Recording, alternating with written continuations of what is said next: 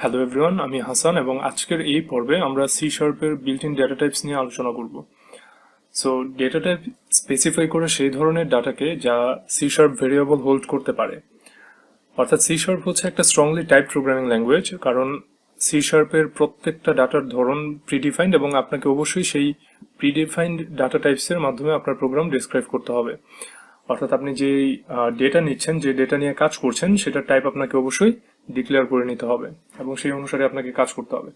So এই built in data টাইপসের মধ্যে যে ডেটা টাইপগুলো আছে, যেমন integral, Boolean, floating, decimal, string types, সেই বিষয়গুলো নিয়ে আমরা আলোচনা করব।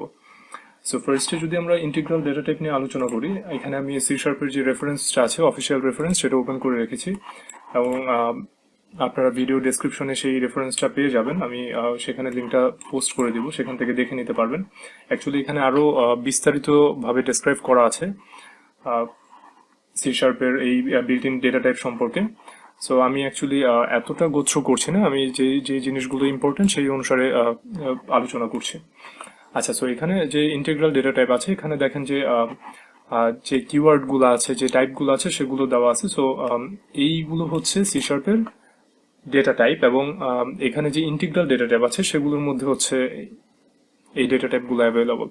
আর এখানে সাইজ দেওয়া আছে। সো সাইজগুলোর মধ্যে যদি একটু লক্ষ্য করেন, এগুলো কতটুকু ডেটা সাইজ ডেটা হোল্ড করতে পারে সেটা দেওয়া আছে।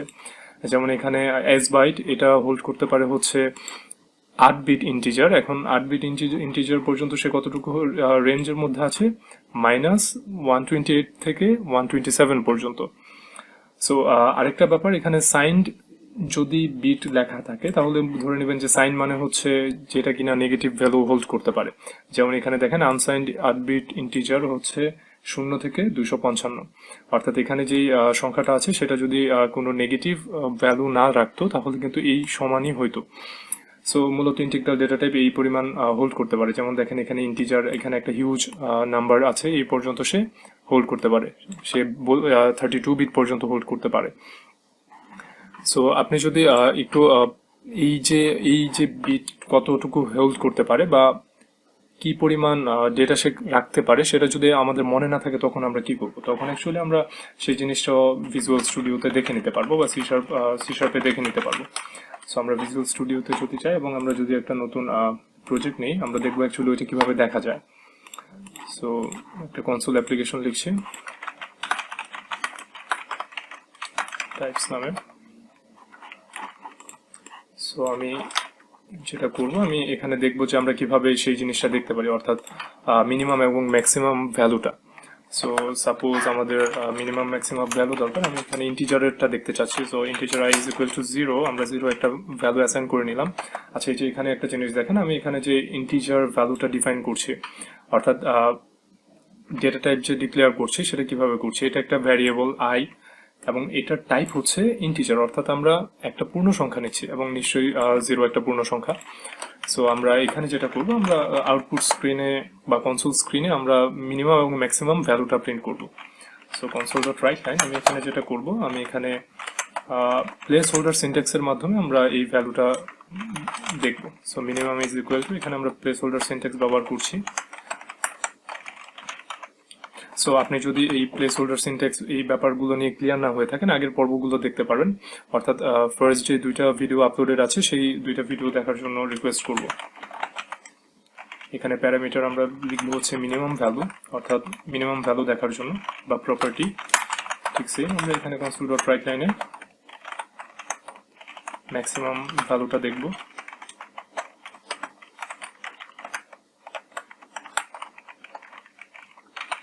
সো এখানে লিখবো হচ্ছে ম্যাক্সিমাম ভ্যালু।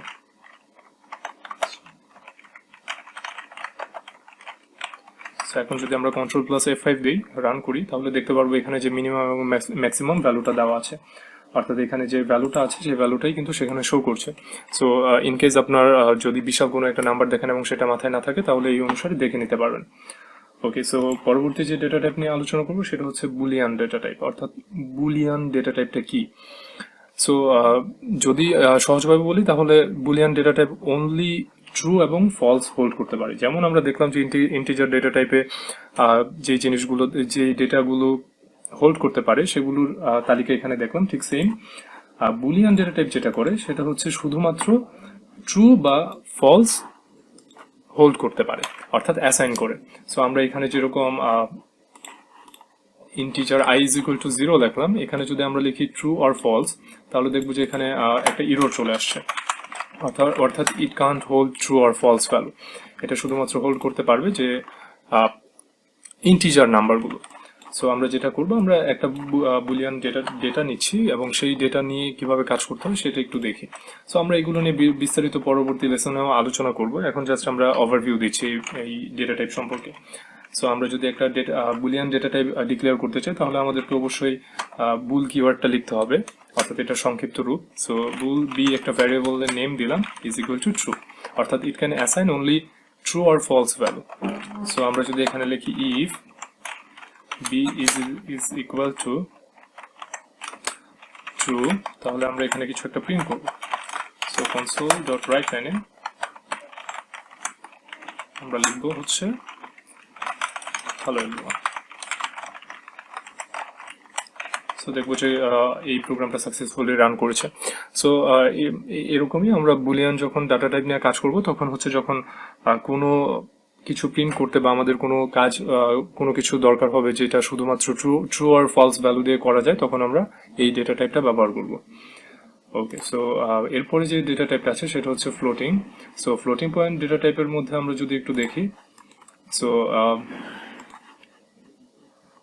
আমরা একটু অফিসিয়াল রেফারেন্স থেকে দেখি যে floating point numeric types. So same as integer data type, এখানে যদি দেখি তাহলে দেখতে পারবো যে দশমিক যুক্ত সংখ্যাগুলো এই ডেটা টাইপে লেখা হয়। সো আপনি যদি দশমিক যুক্ত ডাটা নিয়ে কাজ করেন তাহলে এই ডেটা টাইপগুলো আপনার প্রয়োজন হবে। ঠিক আগের যে লেকচারে আমরা দেখলাম এখানেও রেঞ্জগুলো দেওয়া আছে, দেখতে পাচ্ছেন এগুলো প্রিটি হাই রেঞ্জে আছে। সো এই রেঞ্জ পর্যন্ত আপনি এই ডেটা টাইপ নিয়ে কাজ করতে পারবেন। সো এখানে দেখেন প্রিসিশনগুলোও অনেক বেশি, 28 থেকে 29 ডিজিটস হচ্ছে ডেসিমালের জন্য, ফ্লোটিং পয়েন্টের জন্য। সো এখানে আরো কিছু এক্সাম্পল সহ এখানে কিন্তু ডিসক্রাইব করা আছে। আপনারা যেটা করতে পারেন এই ব্লকটা সার্ভ করতে পারেন, এই আর্টিকেলটা। ওকে, সো ফ্লোটিং পয়েন্ট নিয়ে আমরা যখন কাজ করব তখন আমরা আরো দেখবো, ডেসিমাল নিয়ে দেখবো, স্ট্রিং টাইপ আছে। সো আমরা আরেকটা কাজ করব, আমরা এখন এই পর্বে আমরা একটা কাজ করি। আমরা এখন ফ্লোটিং পয়েন্টের একটা এক্সাম্পল দেখবো। সো আমরা আগে যেরকম বুলিয়ান ডেটা টাইপটা ডিক্লেয়ার করেছি ঠিক সেম আমরা যদি ফ্লোটিং পয়েন্টের কিছু ডিক্লেয়ার করতে চাই তাহলে আমরা লিখবো ফ্লোট, তারপর আমরা এখানে ভ্যারিয়েবল নেম দিব। So float number is equal to আমরা যেটা করতে পারি 12.1 দিলাম। সো আমরা এখানে যখন ডিক্লেয়ার করবো আমাদেরকে একটা এরর দিবে। এটার রিজন হচ্ছে আমরা যদি এই ফ্লোটিং পয়েন্ট ডাটা ডিক্লেয়ার করি তখন অবশ্যই আমাকে এই যে ভ্যালু অ্যাসাইন করবো সেটার সাথে এফ দিতে হবে, অর্থাৎ এটাকে ডিফাইন করার জন্য এটা একটা ফ্লোটিং পয়েন্ট ডেটা। সো আজকে মূলত এই পর্যন্ত, এবং আমরা পরবর্তী যে ভিডিওতে আসবো সেই ভিডিওতে আমরা স্ট্রিং ডেটা টাইপ নিয়ে আলোচনা করব, অর্থাৎ এই স্ট্রিং ডেটা টাইপটা কি বা এই স্ট্রিং নিয়ে আমরা বেশি জানবো, আরো ভালো করে শিখবো। আর যারা এই ভিডিওতে নতুন, অর্থাৎ আগে এই চ্যানেলের কোনো ভিডিও দেখেনি, তাদেরকে আমি রিকোয়েস্ট করবো যে আগের যে প্রিভিয়াস ভিডিওগুলো আছে সেই ভিডিওগুলো দেখার জন্য, অর্থাৎ প্রিভিয়াসলি যে দুইটা ভিডিও আছে, ইন্ট্রোডাকশন আর হচ্ছে ইনপুট আউটপুটে লেখা, সেই দুইটা ভিডিও দেখার জন্য। সো সবাই ভালো থাকবেন এবং নেক্সট সেশনে দেখা হবে।